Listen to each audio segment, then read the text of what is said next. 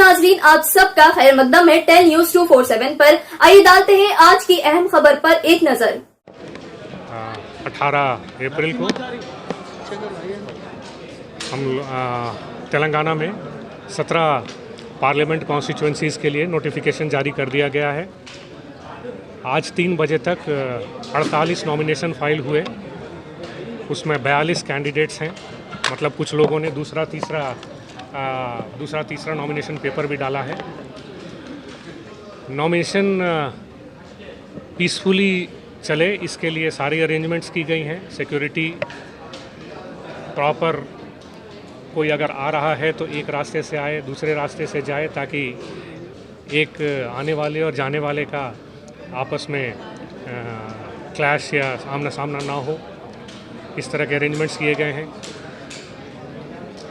RO के chamber में proper scrutiny के लिए स्टाफ को रखा गया है। घड़ी रखा गया है सो दैट किसी में ये डाउट ना रहे कि कौन सी घड़ी के हिसाब से 3 बजे। उनके चैम्बर में जो घड़ी है, बड़ी सी एक घड़ी लगी रहेगी, उसी घड़ी के हिसाब से 3 बजे के समय लिया जाएगा। ऑफ कोर्स कैंडिडेट्स को हम लोगों ने हिदायत दी है कि नॉमिनेशन फॉर्म को अच्छी तरीके से भरें। उसी तरीके से एफिडेविट को भी अच्छी तरीके से भरें, किसी भी कॉलम को खाली ना छोड़ें। एफिडेविट में हर पेज पे खुद भी साइन करें और अपने नोटरी का भी सिग्नेचर लें। फ़ोटोग्राफ, जैसा कि आयोग ने स्पेसिफिकेशंस दिया है, उसके हिसाब से stamp size 2 centimetre by 2.5 centimetre का फ़ोटोग्राफ दिया जाए। उसमें कोई यूनिफॉर्म नहीं होना चाहिए, कोई कैप नहीं होना चाहिए। कलर दे सकते हैं, ब्लैक एंड वाइट भी दे सकते हैं। इस तरह के फ़ोटोग्राफ देने से सबका एक तरीके का आएगा। लास्ट टाइम हम लोगों को कुछ जगह में ये प्रॉब्लम आई थी, कुछ लोगों ने पुराने फ़ोटोग्राफ्स दे दिए थे, या फिर दूर से फ़ोटोग्राफ दिया गया था जिसमें चेहरा ठीक से नहीं दिखाई दे रहा था। तो इस तरह की प्रॉब्लम्स ना आए, इसलिए इस तरह की चीज़ें दी गई हैं। हम लोगों ने एक हेल्प डेस्क भी बनाया है आरओ ऑफिस के बाहर, तो किसी कैंडिडेट को हेल्प चाहिए तो वो हेल्प डेस्क को भी यूज़ कर सकता है।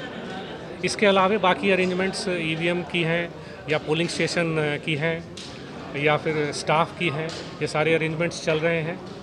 तो हम लोग रेडी हैं और 25 तारीख लास्ट डे है नॉमिनेशन का। 26 तारीख स्क्रूटनी होगी और 29 तारीख तक विड्रॉल किया जा सकता है। 29 के बाद उसी दिन शाम को final list of candidates validly nominated दिया जाएगा और उसके बेसिस पे बैलेट पेपर्स बनाया जाएगा और आगे की कार्रवाई उसके बेसिस पे होगी। सर, हैदराबाद शहर के वोटर लिस्ट में नाम होना ज़रूरी है, इसीलिए हम लोग बार बार ये चीज़ बोलते रहे हैं कि आप अभी ही चेक कर लीजिए कि आपका नाम वोटर लिस्ट में है कि नहीं है। आपका नाम जिस पोलिंग स्टेशन में होगा आप उसी पोलिंग स्टेशन में जा सकते हैं। अगर किसी कारणवश आपका एपिक कार्ड गुम हो गया है, आपके पास एपिक कार्ड नहीं है, तो आप आयोग द्वारा दिए गए 12 और जो फ़ोटो आइडेंटिटी कार्ड्स हैं उसमें से किसी एक कार्ड को लेके जा सकते हैं। लेकिन आपका नाम वहाँ पर इलेक्टोरल रोल में होना ज़रूरी है। जैसे कि मैंने अभी प्रेस कॉन्फ्रेंस में डिटेल में बताया था, पिछले 2 साल में 2022 से अभी तक हम लोगों ने बहुत कार्रवाई की है। इसमें इंक्लूजन्स है, डिलीशंस है, मॉडिफिकेशंस है। हैदराबाद में भी उस पर बहुत काम किया गया है। हर स्टेज में इलेक्टोरल रजिस्ट्रेशन ऑफिसर ने पॉलिटिकल पार्टीज़ के साथ हर वीक मीटिंग किया है। उनको list of inclusions, list of deletions, list of modifications दिया है। उनके तरफ से जो कंप्लेंट्स आए थे उन पे डिटेल में जांच की गई है। उसके बेसिस पे भी कई डिलीशंस हुए हैं। तो आज के डेट में हम बहुत कॉन्फिडेंट हैं कि हमारा जो इलेक्टोरल रोल बहुत ही अच्छा है और इसमें कोई गड़बड़ी होने की कोई गुंजाइश नहीं है दैट। और उसके हिसाब से बहुत ही मिनिमल नंबर उसमें मिला है, ज़्यादातर वोटर एक्चुअली पाए गए हैं वहाँ पर। तो जैसा कि मैंने कहा कि हमारे पास हम लोगों ने over a period of time बहुत इसमें काम किया है और काफ़ी डिलीशंस भी हुए हैं। असेंबली इलेक्शन के बाद भी 2 लाख के करीब डिलीशंस हुए हैं, एडिशंस भी हुए हैं, मॉडिफिकेशंस भी हुए हैं, काफ़ी शिफ्टेड लोग जो शिफ्ट हो गए थे उनकी डिलीशंस भी हुई हैं। तो आज के डेट में जो हमारा इलेक्टोरल रोल है वो बिल्कुल साफ है, इसमें हम पूरी तरीके से कॉन्फिडेंट हैं।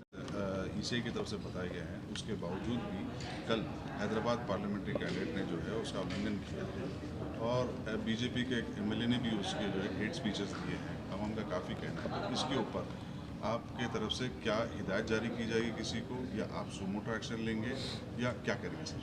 देखिए, जैसा कि मैंने पहले भी कहा कि मॉडल कोड ऑफ कंडक्ट के बारे में हम लोगों ने बहुत ही डिटेल में पॉलिटिकल पार्टीज़ को बताया है कि क्या करना है, क्या नहीं करना है।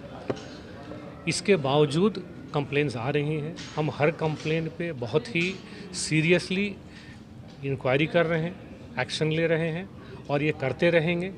पुलिस को भी, हमारे टीम्स को भी हिदायत दी गई है कि इस तरह की चीज़ को जहां भी पाया जाए उसमें इमीडिएटली एक्शन लिया जाएगा, तो ये जारी रहेगा। अस्सलाम वालेकुम, आदाब, हेलो एवरीवन। दोस्तों, मैं आपका दोस्त शहबाज खान।